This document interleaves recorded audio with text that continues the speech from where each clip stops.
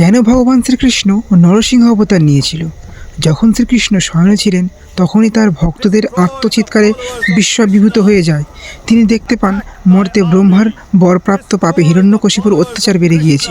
তখনই শ্রীকৃষ্ণ তার ভক্ত প্রহ্লাদকে রক্ষা করতে মর্তে আসেন নরসিংহ অবতার নিয়ে। হিরণ্যকশিপু তিনি বলেন, কেউ ভগবান শ্রীকৃষ্ণের নাম নিতে পারবে না। ভক্তের উপর শুরু হলো নির্মম অত্যাচার। হিরণ্যকশিপু নিজের পুত্র প্রহ্লাদের উপর অত্যাচার চালাচ্ছিল, কারণ সে ছিল ভগবান শ্রীকৃষ্ণের পরম ভক্ত। ক্রোধে অন্ধ হয়ে সে প্রশ্ন করল, তোর ঈশ্বর কোথায়?